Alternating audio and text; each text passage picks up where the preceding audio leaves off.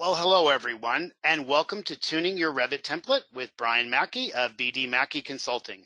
My name is Richard Taylor with Ideate Software, and thanks so much for joining us today. It is our privilege and honor to have Brian Mackey present for you today and talk a little bit about how he uses some of our tools from Ideate Software to help clean up and review his Revit templates as he works on his consulting practice. So I won't steal too much of his thunder, but I just want to introduce Brian. He is a consultant that is based in Colorado, very near my home state of Nebraska.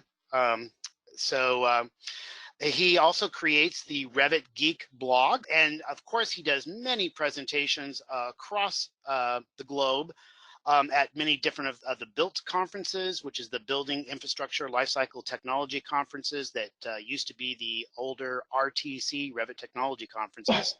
He presents at Autodesk conferences, user groups, basically all around the globe. So like I said, we're just thrilled and honored to have him presenting today. So with that, I'm not going to befuddle too much more of the introduction, Brian. I'm just going to hand it over to you. And again, thank you so much for presenting today. All right, thanks, Richard.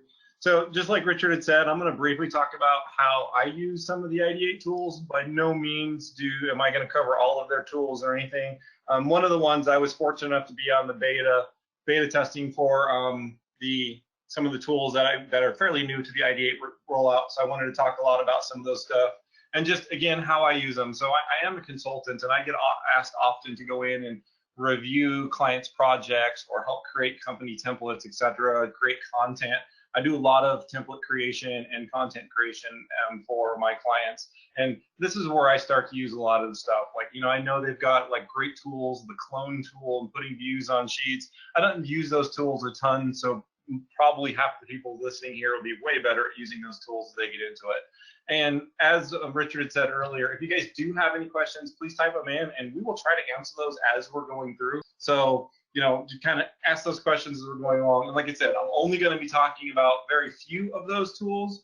There's way, way more tools that Ideate has. I'm going to let Richard talk about some of those tools. Oh, thanks, Brian. Yeah, just quickly, we thought we'd give you the, as they say, the 50,000-foot overview or the elevator pitch here. Ideate Software creates 5 add-on solutions to Revit. And I think primarily today, Brian's going to be talking about Ideate StyleManager and Ideate Explorer. But we have the 3 other solutions there. And I'll just real quickly, again, Ideate BIM Link allows you to extract information, all the parameter information from the Revit model, send it to Excel, make manipulations and changes, or even review the information in Excel, and then be able to import that back into the Revit model for updates. Ideate Explorer is a true model browser that shows you every element and every instance of information in your Revit project. And we also have a warnings manager that we've included into that, and that's been very successful, allowing you to rank your Revit warnings, review them, fix the warnings as you work in your Revit project. Ideate Sticky allows you to link in an Excel project. So it's a little bit different than BIM Link. BIM Link's all about the data, where Sticky is about what we call sort of the visual fidelity, or it's the representation that you have in Excel that you want to link as an example to maybe general notes, or maybe you've got some manufacturing data that you want to see it in a Revit schedule and keep that up to date. Ideate Sticky allows you to do that. And then the Ideate StyleManager, Brian's going to be talking, really focusing on that today, allowing you to basically, review and analyze all of your Revit styles and be able to merge, delete, review, rename those styles much easier than you can with just out-of-the-box Revit. And then finally, our Ideate Apps is a collection of 9 applications that are all about Revit productivity, and efficiency. And so those 9 tools or applications are really built for every Revit user for being able, as he already mentioned, there's a clone for allowing you to duplicate sheets. There is a tool for allowing you to understand why something doesn't display in a particular view. There's also a renumbering tool. So there's a lot of really cool day-to-day applications that increase the productivity and efficiency of Revit.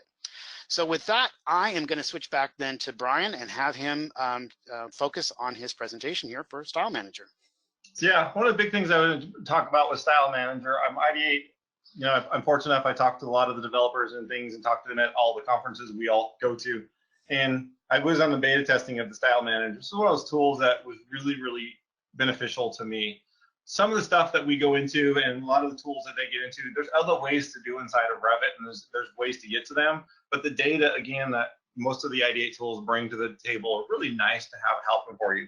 So I'm going to talk about the object styles and a couple things in there. And actually, this little hidden secret that I could never figure out with one of my clients' templates what was going on in line styles, and it was Glennis and the rest of the development team told me why that was happening. I'm going to talk about that one as well, and just some of the other tools they have inside of there.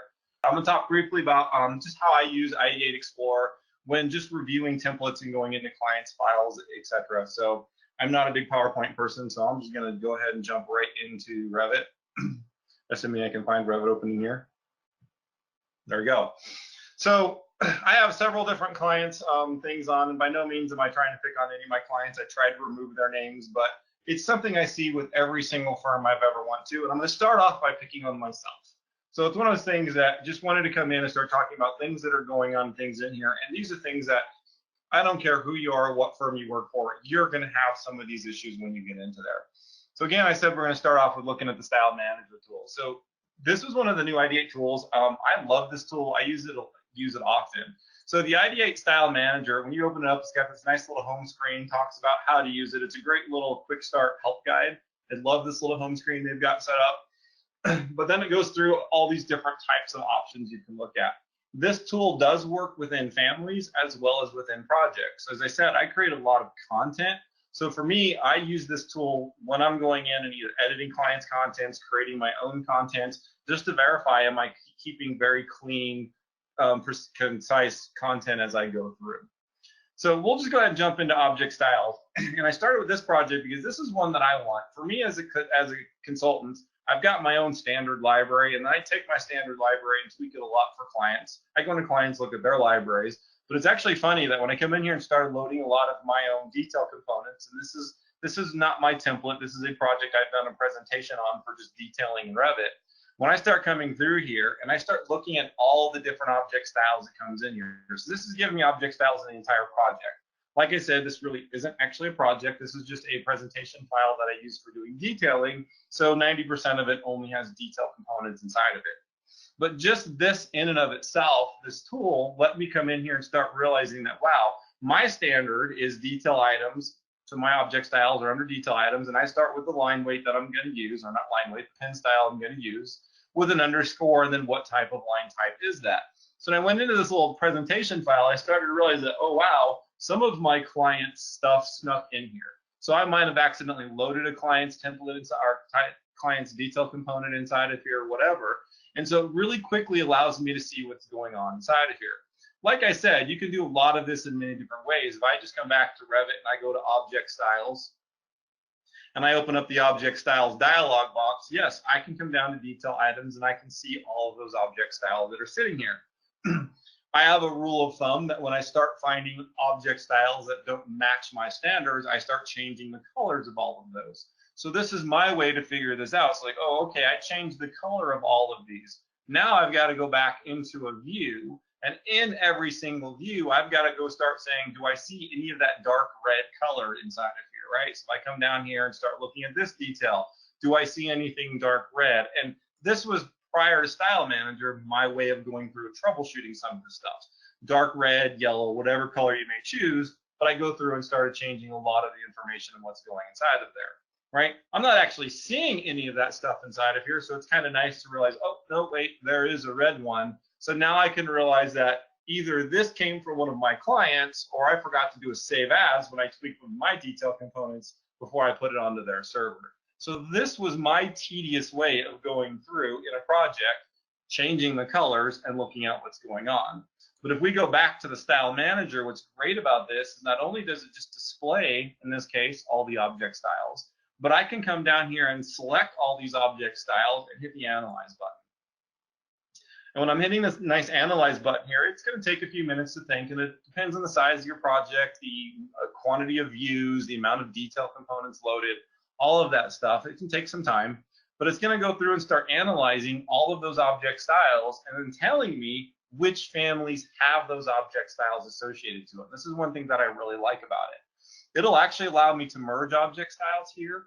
However, the one thing I always like to make a note on when we do start using that merge tool is the merge tool will merge it together, but it's not going back and on the server fixing that original family. So for me, when I want to go through and really start looking at this stuff, I'm going to go in and say, okay, let me see which family is broken, which family doesn't match my standards, go edit that on the server, and then go ahead and reload. So that's how I work with this. Not saying you have to do that. If you're just on a project, you've got, you know, color detail or color object style 1, 2, 3, 4, 5. It's kind of one of those things you're like, oh, this is cool, I need to pull it in. But now that I've ran the analysis, you can start to see that it's going to come in here and tell me how many elements are dependent of that object style. If I pick on any one of those, it's going to tell me, oh, hey, this detail component is the offending detail component that's using the incorrect detail component, right? So as you start coming through here, you can really see there's all of these different detail components that have been loaded inside of there.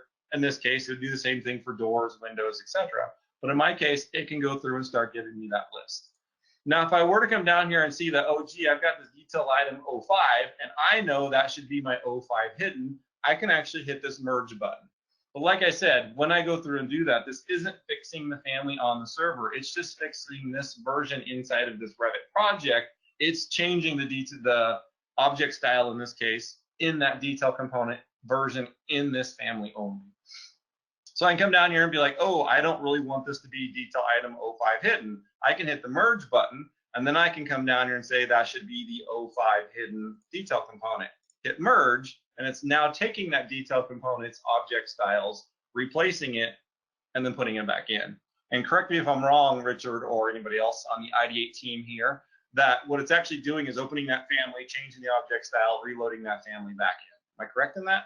Correct. And Yeah. as you said, it's not changing the family that wherever the location is on the server or your file system, but then you could save off and save it as a new version.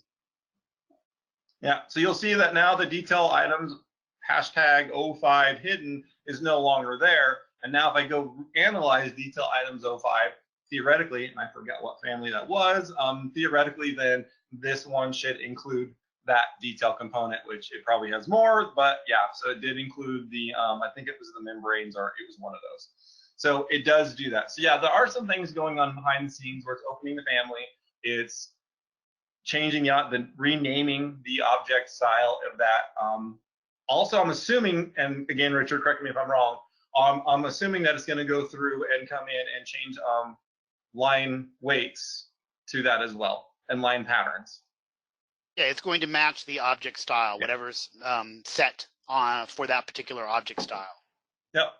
So that's what this is going to go through and do. And again, I use this on all sorts of things. Again, now I can come down here and realize, oh man, I've got these 3 generic annotations.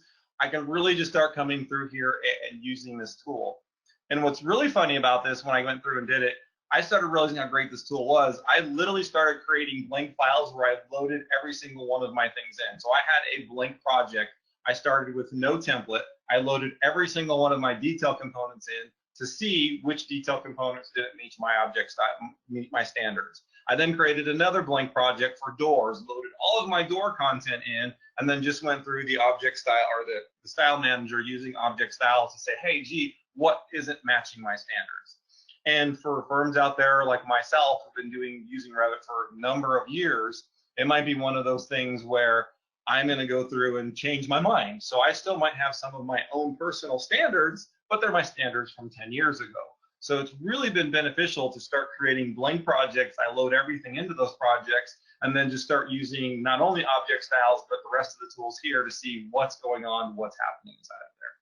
So it does look like a few questions popped up. So I think we'll hit some of those questions as we're going through here.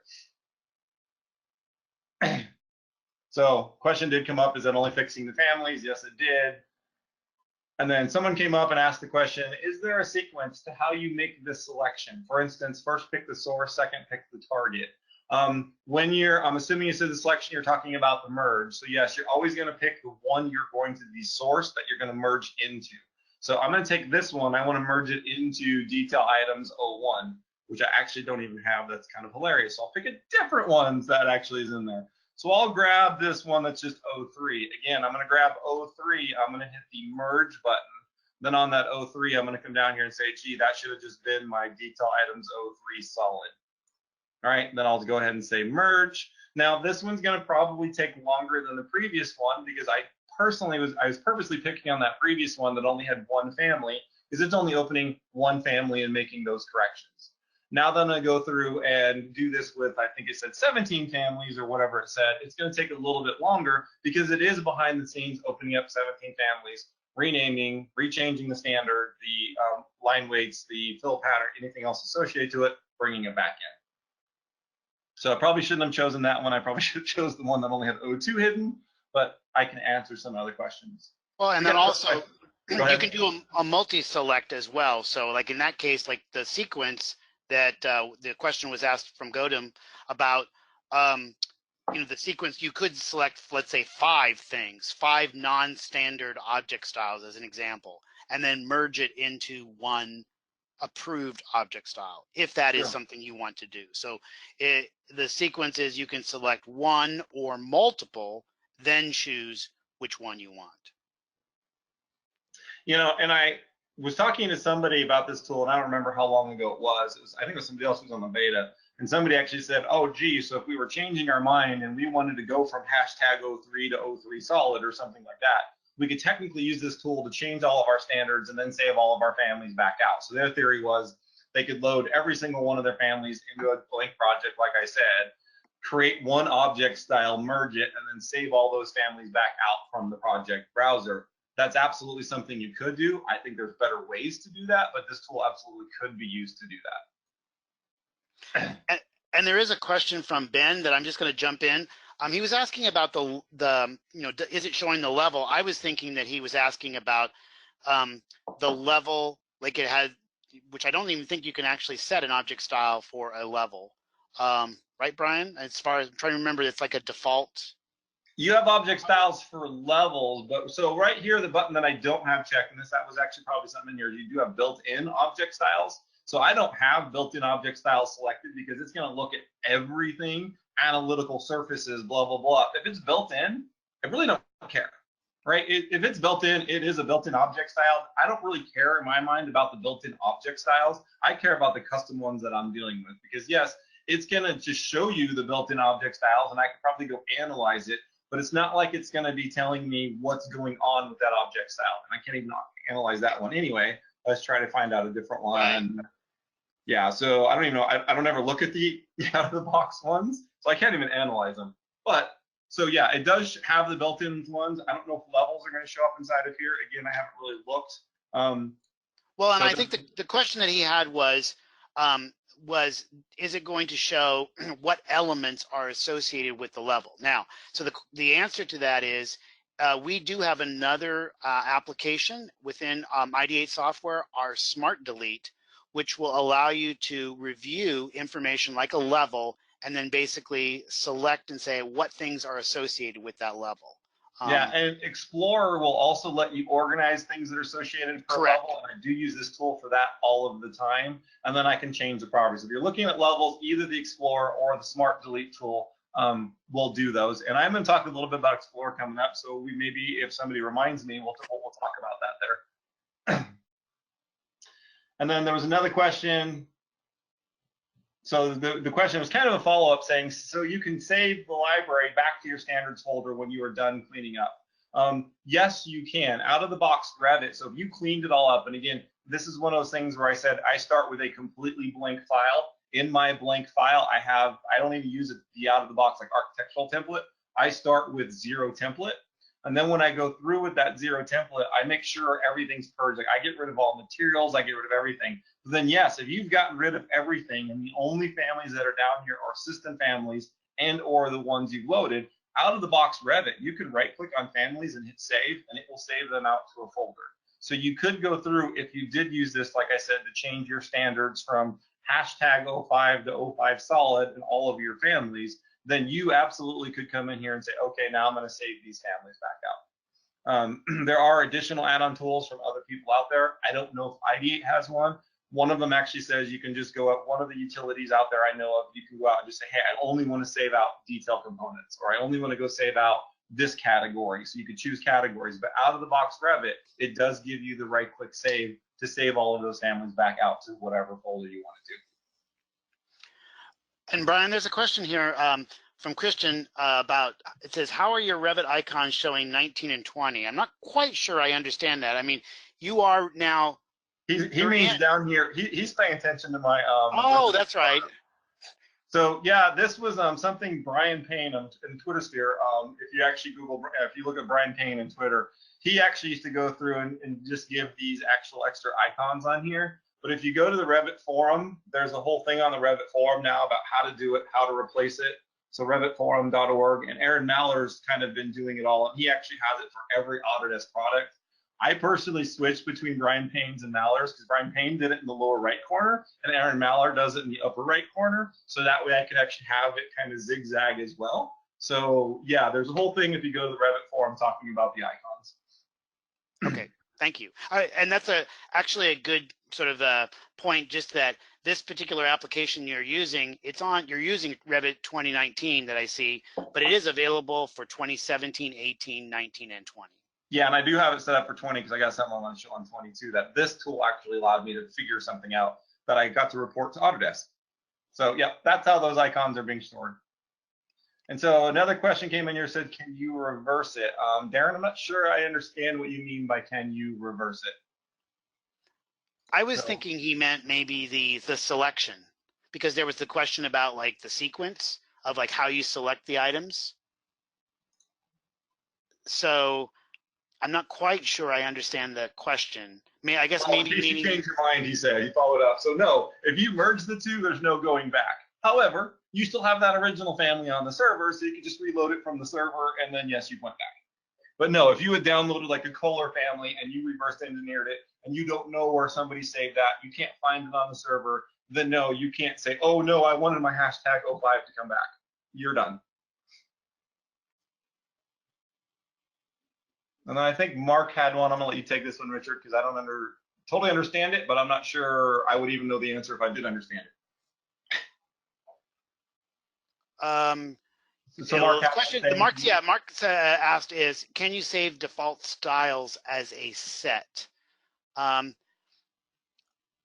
I'm not quite, maybe Mark, you can have a little bit more information. I'm not quite sure I understand when you say default, like styles that you're approved or non-approved, or. Yeah, so this tool isn't going to report, there's no style setting or anything like that. So look at your object styles, your line patterns. There's nothing in here saying what your standards are. Inside of here, you're basically just using this tool to see what is here. Right, so what is in this project? What's there? So there's no way to actually say, hey, my standard should be the 04 hiddens, et cetera, et cetera. Right. It's just, this is what's in your project. Now, if you were going to try to do, like I said, with the merging scenario as well, and we'll talk about one other thing, but if you were going to start a blank project and load all of your stuff in, the one thing I would suggest is make sure one of those things you're loading, if you're using this to change your standards, but one of those tools you're loading is your default new settings. So you would load one family, I don't care what it is, it has all of the 01 hidden, 01 solid, blah, blah, blah, blah, blah. You would load that into there. So therefore you could then take all of them and merge them into your new standard. So that would be kind of the thing there. If you load all these in the blank project to use them to change your standards, nothing's going to be there for you. So you would either have to create those object styles within that blank project or load, hopefully, one family from your family template that has all of those object styles, line styles, et cetera, that you're looking for. So the other thing that I did also like inside of here that this was not in the original beta, but the release had this, is there's this imported styles checkbox. There's nothing big here in this project, but you'll see me do this in a different project. We're actually going to start seeing like all of the AutoCAD stuff or the, you know, any other type of DWG or SAT standard or style that's getting added as well. And that one I like out a lot. Okay, so we just talked about a little bit about the object styles, but understand that it's doing a whole bunch more, right? So it's going to also get into our line styles. right? So when I start getting inside of here and seeing that there's all these line styles, again, you can tell I've accidentally brought something in for one of my clients. This client loved the hashtag. Nothing wrong with that. It's just not my standard, but I can start to see this stuff coming through. You know, I can start to see they've got all these hashtags, they've got all this stuff inside of here. And there are the built-in ones, which you can start coming down here and realizing there's the built-in ones. I'm going to turn the built-in ones off. And now I can start to see what's going on.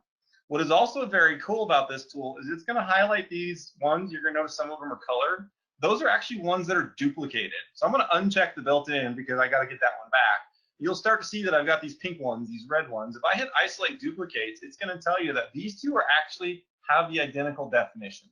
So not the identical name, obviously, but behind the scenes, what's defined in this line style, the dash, the dot, or hey, it's a solid line with, you know, hidden one, it starts to show you that all of these are actually the exact same definition.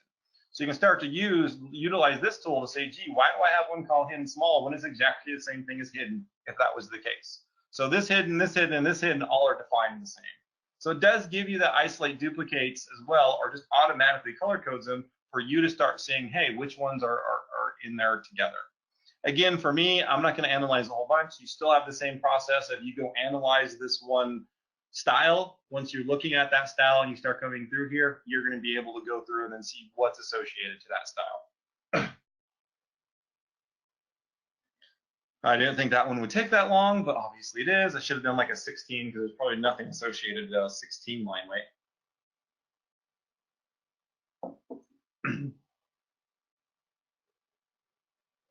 Okay, so you can see there's one thing in there, and there's this one called Standards Update, and it's called Line Style. Okay, so you can start to see that that's what's in there. So again, very similar tools there. If I go to Line Patterns, obviously going to be the same thing when you start coming inside of here.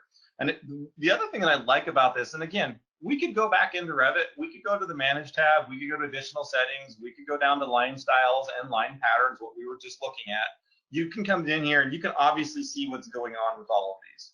Right, so you still have the capability now of the box Revit to come through here and start seeing this. What you don't have the capability of is what is this associated to? What's the data? What's the properties behind this? So it is kind of nice to see what's going on when you start looking inside of here. Hey, this is where it's going, and this is what we're looking at. And this also, go ahead, Richard. A real good point, since you're showing it, is that we've, the technical term is that it's non-modal, the dialog box. It just means that the dialog box, as you saw, can be open and up, or even on your second screen or whatever, and Brian can continue to work and do any command in Revit. And the Ideate Explorer works the same way. Yeah, the non-modal was key. When it was in beta, it wasn't non-modal. It was kind of a pain having to close it and reopen it and close it and reopen it. So this was actually key when that became part of the software. Okay, so not a big deal. The other thing I do like, and it does crack me up, is how many times I go into clients' offices and I see that there's a dash and a dash 16th, but they're both red, and you go look at the definition and they have the exact same line pattern. It's like, why are you calling one a 16th and one this when the line pattern is exactly the same? So I see a lot of that again. So if I say isolate duplicates, you can start to see that, oh, gee, these all have the exact same pattern on it. Was that intentional? Probably, this is the out of the box dash, this is their box, but why do I then have, oh, I have an asterisk dash and an asterisk space dash. So even getting into clients' things, somebody created one family, they created the line style in that family and they didn't name it the same. So it's really nice when you start coming through here, you'll just look at things thinking they're standards, like, oh crap, these are different because one had 2 spaces and one only had 1 space. And I see this quite often when going in. And then again, why do I have it demolished? This is out of the box. Autodesk. Why do I have it demolished and demolished 3/16 when the line definition is exactly the same? So it just helps me start coming in and minimizing some of the things that really aren't issues when you're getting into it. Just understanding that, wow, there's a lot of duplication that could just be confusing to people. So I use demolished. Do I use demolished 16th, 3/16, but they're technically all the exact same look. So just knowing that and having that tool has been really great for me to be able to go through and start, streamlining my process a little bit. And then it also does fill patterns. So again, getting in here with the fill patterns, this one cracks me up. I don't think this project has, and I'm open up another one. I always love it when I see people start downloading stuff from online, and it's probably for us Americans, it's going to be something from Europe. So you've got, these metric tile 100 by 100, tile 300 by 300. It's kind of like, oh, why are these hatch patterns in here? What are we doing with them? And just like everything else, it does show you built-in, which it's a consistent UI, which I get, but cracks me up because the only one that's built in is solid. So by turning built-in on and off, the only one you're gonna turn on or off is the solid hatch pattern. But I also like the isolate duplicates. So again, inside of here, why are there 3 different crosshatch zeros with slightly different naming conventions?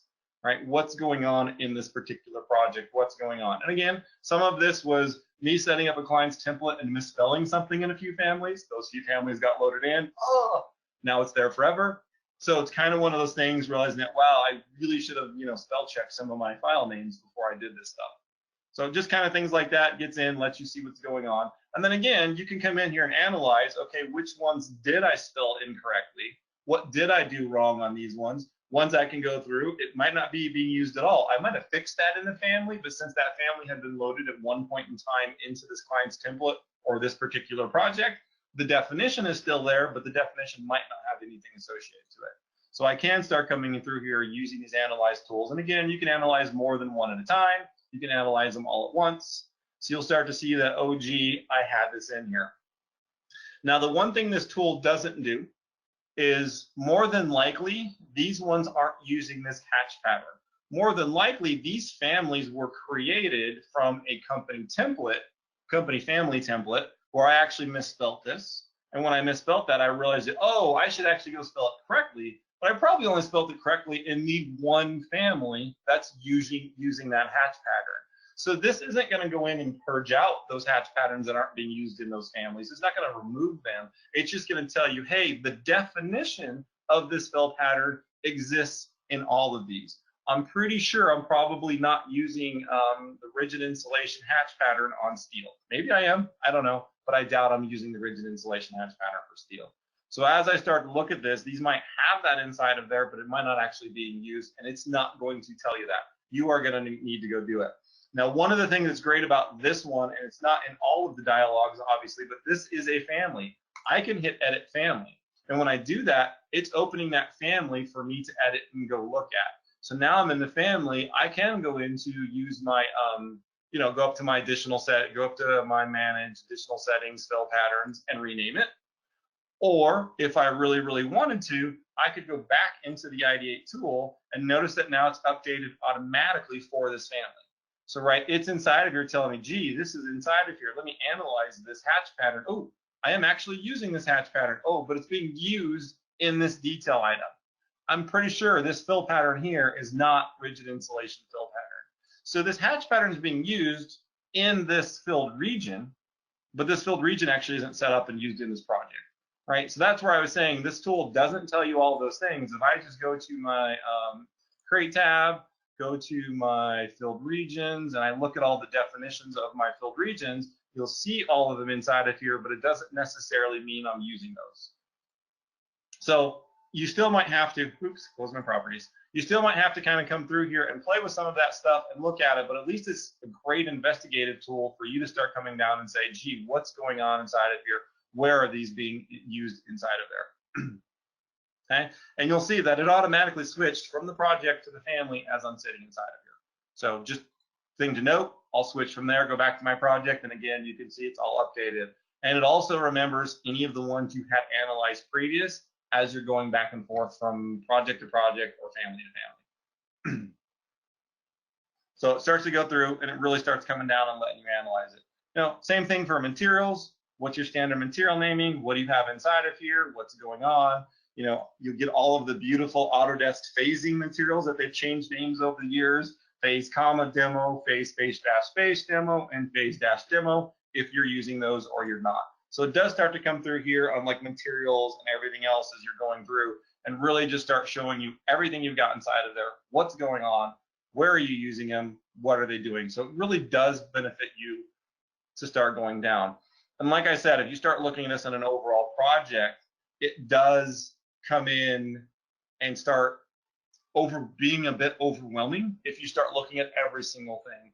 For me, like I said, when I started noticing on a couple of clients or even my own stuff, some inconsistencies, oh gee, rigid insulation is spelled incorrectly. That's 100% my fault, but now it starts letting me go start parsing through those things and realizing what's going on. Personally, for me, I use Revit journal files to go through and rename that in all the families that are bad. So I used a journal file to go rename that fill pattern, and then I loaded those back into the project and was able to fix it.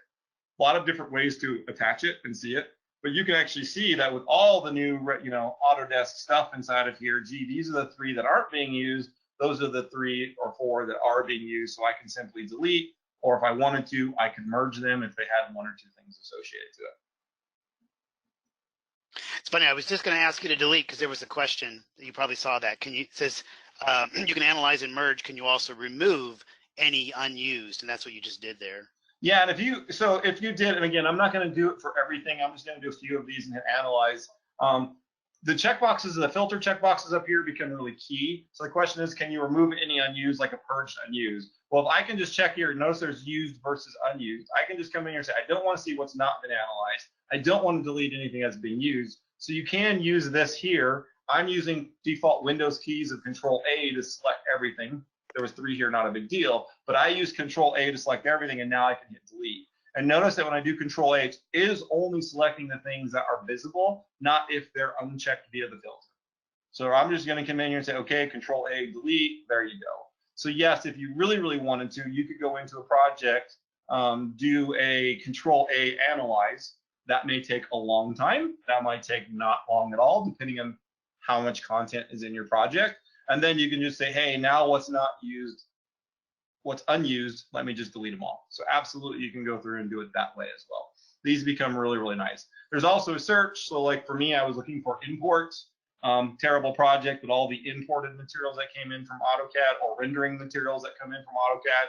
I can just search it up here, get that, analyze those, and then delete them as well. And I'm going to get into some projects that are a little bit more hanky than this one. The one thing I also like is all the material assets. So I am very OCD about having excessive materials and or material assets in a project. And again, I can come in here and analyze all these, but a lot of people also don't know that in the materials dialog box in Revit, so if I go into manage and materials, most people don't know that this little dialog, this has a filter to see what's being used and what's not being used in your project. It's not actually a filter. It's under the, I don't even know what the heck this little button's called, but it's under the organizational tools. So one of the organizational tools you have in here is show in use and show unused. So I can come in here and say, hey, I want to do show unused, and this is actually out of the box Revit. Now I can come in here and see, here's all my unused materials. Unfortunately, there's no shift select, right? We can't shift select these. So you could do the, I'm gonna date myself here. We talked about this, Richard, the old track and field days of delete, enter, delete, enter, delete, enter, and going back and forth. If you're an old gaming person, you do track and field. I can go through and do this delete, enter. I can do it relatively quickly because I know right now I'm only showing unused materials, right? You obviously could use purge as well. That's a completely valid point. You have all those tools at your disposal. It's just, in my opinion, a little bit nicer to go through here and do this through the dialog.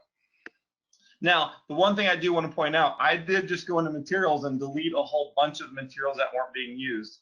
This is not going to update. So the Ideate StyleManager does not update automatically in all instances. It does in certain cases, not in others. You do have this refresh button up here. So you can say, hey, let me go refresh, because I did theoretically go in and delete some materials.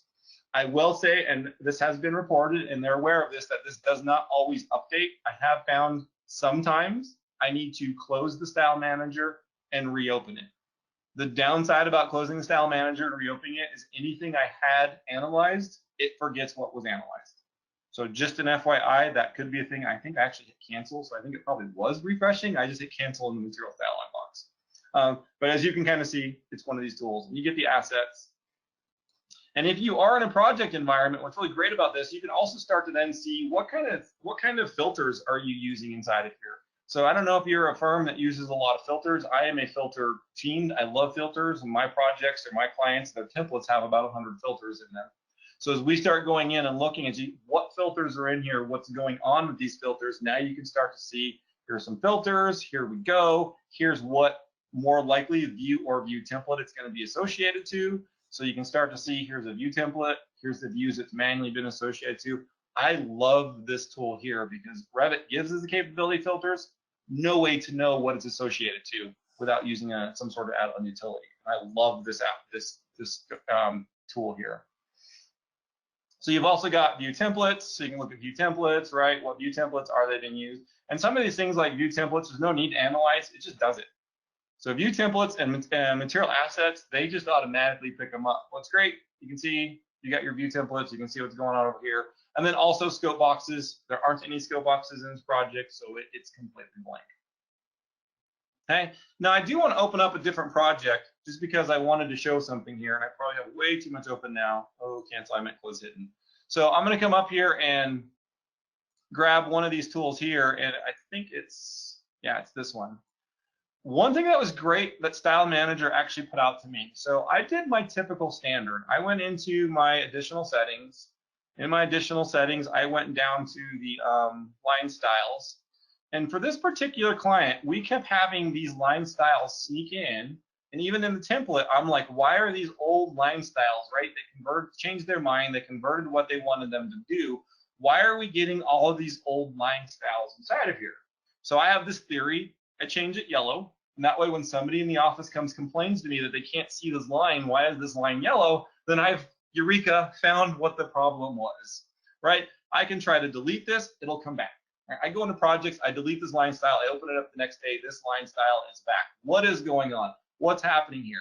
So StyleManager to the rescue. What I actually found out is, and the development team from Ideate actually had to get in touch with Autodesk on this one. But what was great about this one, I'm going to go down and grab that one particular one, is when I analyzed this, it started telling me this line style was associated to views. How is a line style associated to a view? That blew me away. Line styles aren't associated to views. What the heck's going on?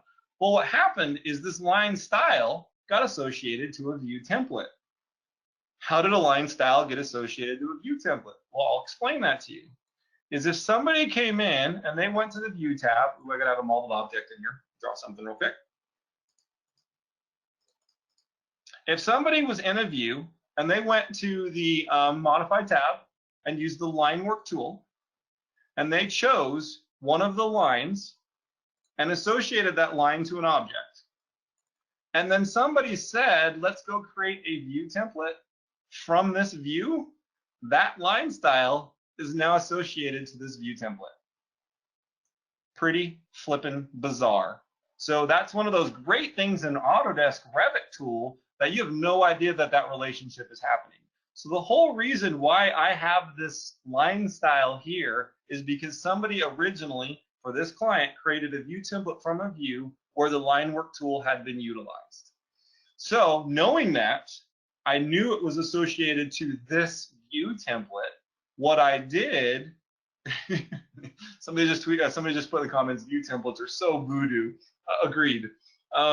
So what I realized is I basically then just associated the view template to this view, duplicated the view, and then created a new view template from that view, and it got rid of that line. So this client, this is an old version of their template, no longer has this hidden line style that if I deleted would come back the next date. This tool allowed me to figure out why is this line style associated to these 7 views and this view template. So I thought that was pretty crazy. I mean, I thought this was a bug. I'm sending it to in the beta program, I was sending this to the Ideate development teams, and guys, lines aren't associated to views. Like, yeah, they shouldn't be. What's going on? And that's when they had to do the research and tell it to me. And it's actually funny because it's more than just those lines. There's quite a few of the lines that I found were doing this. That's what had happened. So note to self, be very careful when creating view templates from views that nobody's used the line work tool. And so and Brian, this is Richard, there's no UI under the view template dialog to be able to access that, right? No, under the view template dialog box, there's nothing that's going to actually tell you, if I go to manage view templates and that was to details linked, there's nothing in here telling you that there's some line work associated to it. And it's not like if I went into the model categories, I overrode, none of these are overridden with that line weight. I would understand that if that line style was here, it's like, oh, let me take this, let me override with, this line style. Oh, wait, you can't override with the line style. It makes no sense. Made zero sense to me. I thought this was totally a bug in your guys' in the Ideate software, and they're like, no, that's just how Revit works. But that was kind of eye-opening to me to start to really understand how is that happening, what's going on inside of there with that tool. So the other thing that I thought was great, I'm going to go ahead and I'm going to open up a family. So one thing for me that I am very, very particular on when I create my content in Revit. So my content, all of my families, I don't care what family it is, 99.5% of the time, I never have materials. I'm very adamant about going into my materials, making sure all my materials are gone. There's no materials in any family, especially annotation families. No reason for a material annotation family. Same thing is also true for fill patterns. I always make sure inside of all of my families that the fill patterns, the only one that's in there is solid. What I found to be funny is I upgraded all my 2019 families into my 2000 up to 2020. And I'm going to go into any of my 2020 ones inside of here. And one of my standard procedures now is if I'm in any family, I grab the Ideate tools. I go to Ideate, I go to StyleManager, I say, hey, does this family look like it's matching my standards? Right? There's no way to set this up. Yep, those are my standards. These are my standards. Wait, what's this? This, ignore that. But then all of a sudden I realized in 2020, I had these 12 new materials. I actually reported this to Autodesk saying, why am I getting every family now gets these 12 new materials? They have reported this as a bug that will be fixed theoretically in a future service pack. These are only supposed to get added to projects that get upgraded, not families. I probably wouldn't have noticed this because if I go into purge unused, they're not coming up as unused materials. There's no unused materials inside of here. And I know personally, I've killed all materials that I should have in a project. Yes, if I go to manage materials, I'm going to see those materials inside of here. But when I go to purge unused, it's not seeing these as unused materials because they are associated things, right? So to me, every single family I upgraded in 2020 gave me, oh, I closed them StyleManager. I left it open. But every single family I have upgraded has now added those 12, 13, whatever it was, new materials. You'll see it's going to tell you what it's associated to. It's associated to the new analytical tools that they have inside of there. Oh, wait, no, this is a family. Families don't have those analytical tools. So again, then I can come in here and say, I don't want to purge anything used. Let me go through and just now Control A and delete all of these. So it did let me know that there was a glitch in the 2020, I'm not call it a bug, but it was a glitch in 2020 that was adding these 13, whatever it is, new styles to every single one of my families. So just FYI, is something that can come in there and help you start looking about what's going on, etc. Oh, so another question just came up. You want to read that one from, I'm not going to pronounce the name, from the object style, Richard. Yeah, it says, so a good question. Can the Style Manager help manage line weight and location of items in imports and families under the object style imported object? Yep, it absolutely can. And that was another one that I have. So this was a firm who was a small firm. They kept growing and growing and growing. And then they started coming in and looking at, hiring all these different people. Hey, I've got Joe, I've got Fred, and all these different people came from different firms, and all these different people from different firms kept just bringing in content that their previous firm had. So when I came into this firm, like, okay, we've now got a decent amount of people. We really need to start looking at, fine-tuning our template. When it was 2 or 3 of us, this was great. We had it there. We brought so many people in. So many people have screwed things up. This is their template. So you ask the question of, can it start dealing with like imports in families under object styles, under line patterns? Yes, all of this stuff can start to see that. And this is where one of those tools really started to come in. Like I was dumbfounded at all these DWGs. I'm like, holy cow. So, okay, with this client, I just came in and said, oops, I got to keep not analyzed checked. I just said, I want to see the not analyzed and the imported styles. And instantly this kind of just came through and said, okay, here you go. Here's all those imported styles here. And this is in, again, this client's template. Holy cow. Yeah, I do not need all of these object styles. So again, I came in, I'm not going to do it to all of these. I don't want you guys all to sit here and wait. I'll do it to one. I hit Control A, I hit Analyze, and then showed me, A, was it even being used? Or B, if it was, what was it being used with? Right, so now I'm going to come back and check in the analyzed. analyzed, used, unused, built in. Yeah, but so you can start coming through and really seeing what's going in by doing this. Started doing the same thing with the line patterns, right? There is no filter for line patterns. Thank goodness, they all are called import. So I just came in here and said, okay, I want to search for import. And then boom, I can start coming in here going, wow, look at all these imported, line styles inside of here. There's a crap ton, right? So yes, this absolutely can start helping you figure it out. And the one thing that I love on the imports, on the object styles and imports and families, is it tells you which family is the bad family, right? So if I did those object styles and I had one, it would tell me, oh, this object style is in this family. Now I know to go to my server, get rid of that crap, or in my personal opinion, recreate that family, because if it has imported CAD in it, it shouldn't even be there. I recreate that family, replace it, now I have a new one that's clean. So yes, it absolutely gets through and does some of that stuff, and it works really, really great on this. If I actually, is it fill patterns I get into? So you'll start seeing that this template was pretty old because we no longer get fill patterns from imported DWGs. We used to get them all of the time in the old days. So for those of you who haven't been using Revit long enough, if you imported and exploded DWG, every time a fill pattern was used, you can see this name is the same, you got a new fill pattern in Revit. So this fill pattern, when they brought it in, was used 3 times in whatever it was they brought it in. Crazy to me to start thinking what's going on inside there. Then you can start seeing, you get some great, like I said, metric things inside of here, some German language inside of here sometimes. I start to see all of this fun stuff. Like, I'm sorry, I don't know what language that is, but it's, in my mind, not English. Maybe it is, and maybe it's a term I don't know, but I start to see a lot of different languages using this tool as well.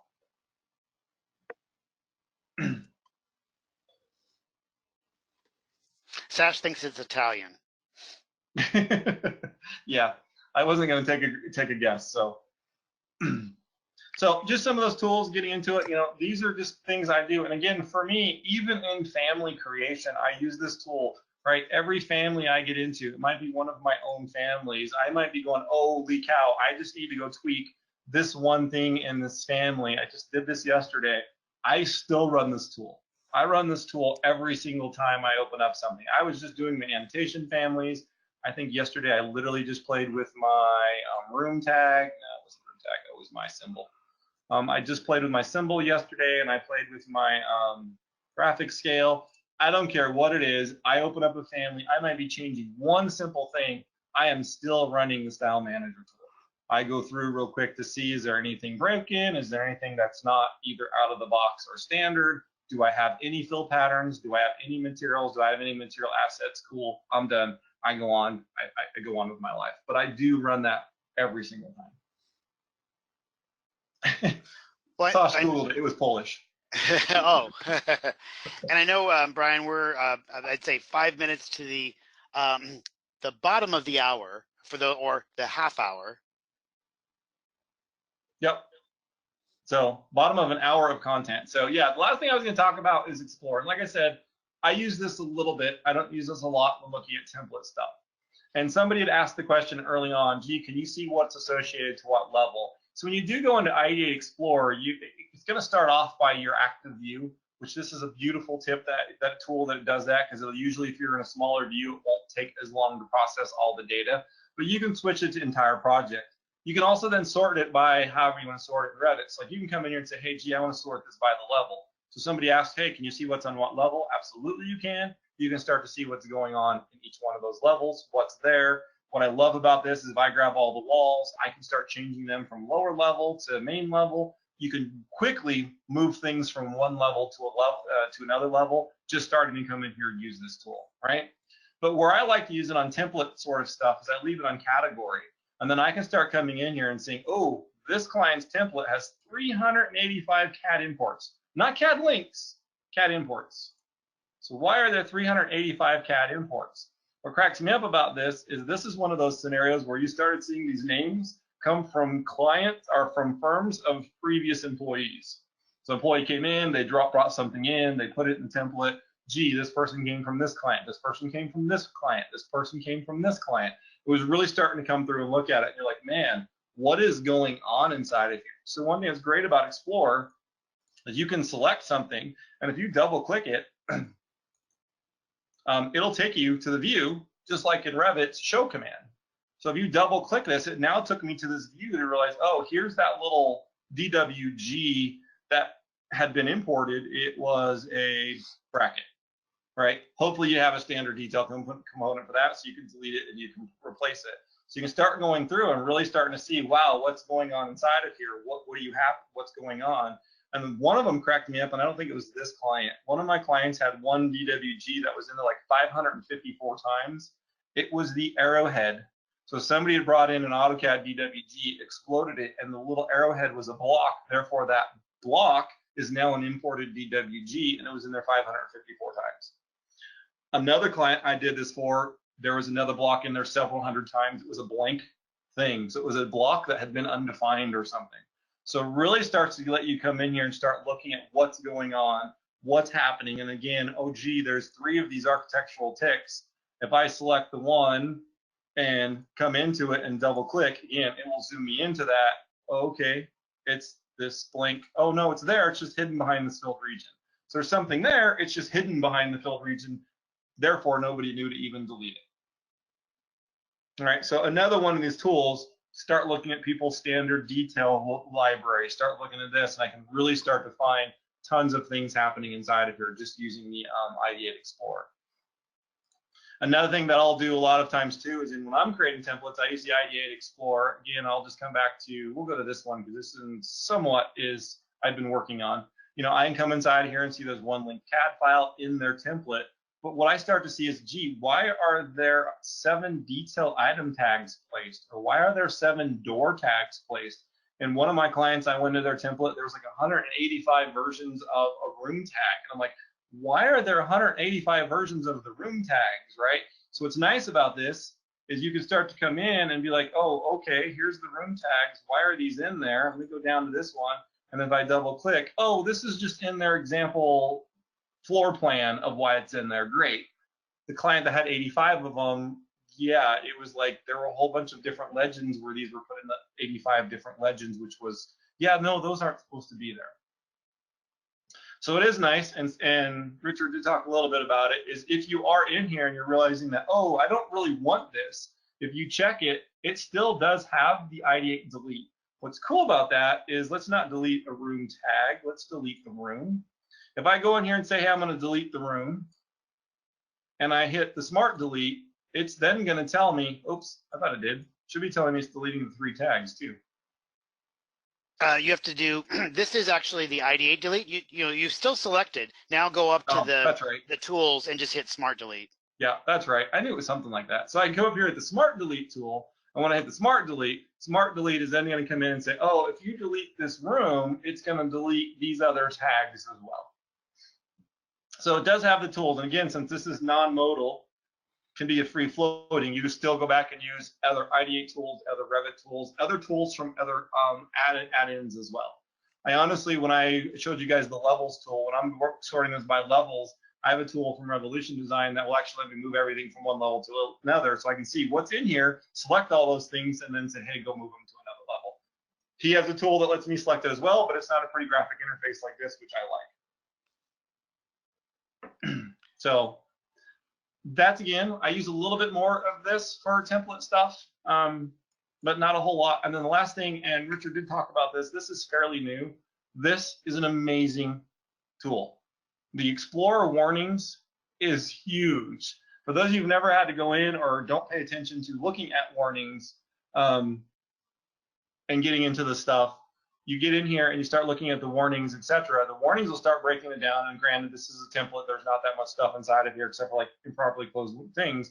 What's great about this is if you start grabbing this, you can start to see what's going on, what's happening here, what are we doing. And what I love about this is a lot of people don't know, and I'm going to break this on purpose. I'm going to move this room tag outside the room, and I'm going to hit refresh over here.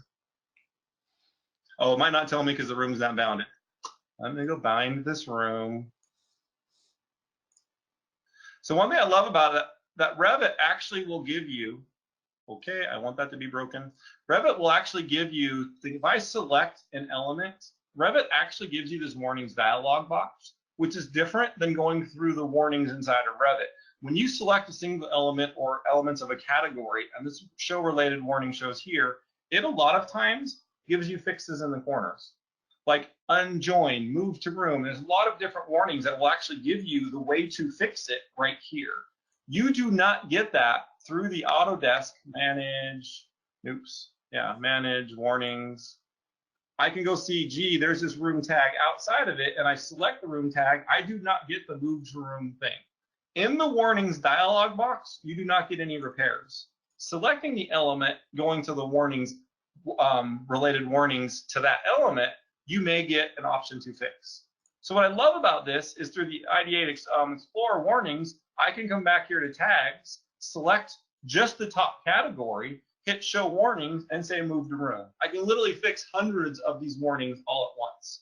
Or two elements are not automatically joined because one was not editable, or something like that. I can click it and say unjoin, or elements are joined but they don't touch, unjoin. Selecting it here and then using the Revit's show related warnings dialog box becomes huge being able to do it. So I'm not going to get too much into this, but yeah, for those of you working projects and those of you very concerned about warnings, this is kind of a must-have tool. Unless you're just really good and you don't create warnings, then you don't need it. If your projects are that good and you're always under 50 warnings per project, you don't need this tool. All right, and with that, I think somebody did say something back here in Explore that if you select something, you can right-click and say delete. So I'm just going to try this. Somebody did say you have a right-click, Ideate delete. Yeah, it's the same delete though that you were accessing. It's not the smart delete from Ideate apps, but you can you can still use it. I want smart delete in Ideate Explorer. Actually, that is a request, I will say. And there's another question here that is also a request. One of the came from let me see, Rowan. Can StyleManager lists be exported? It would be useful to place in front of certain people's faces. And right now, the actions that have been done, you'll see that there's a pop-up window when like Brian did some particular action. It said, okay, I changed this, change this, change this. Those are not able to be exported yet, but we do have that as a request or as a feature enhancement. Yeah, Rowan, that was one of my requests in the very first beta of this tool is, yes, this is cool. I really want to be able to export anything out of StyleManager to start showing people, to start maybe documenting it. Hey, look, all of these, I want to be able to export this out as well. So yes, that was one of my big request items as well, is this is great. I want to be able to export it because I don't want to fix it. I might not have StyleManager purchased for every single person in my company. I want to be able to sit a report out and say, look, these are the 20 families you've got to go fix. Then reload them into your project. So yes, I am right there with you. I have been using Snagit's. Do we have one that had a whole bunch of things associated to it? Let's just do fill patterns. Which project am I in?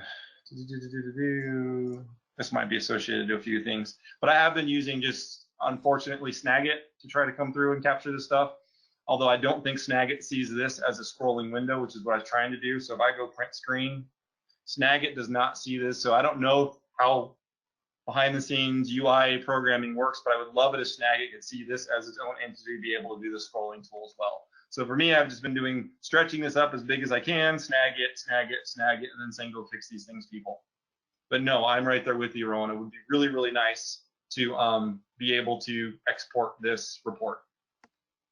Looks like Jordan would like that too. So that's good. Like I said, we do have that. And, this is the first release of Ideate StyleManager. And, we're always, making changes or, listening to people and what their feature requests are for our next version.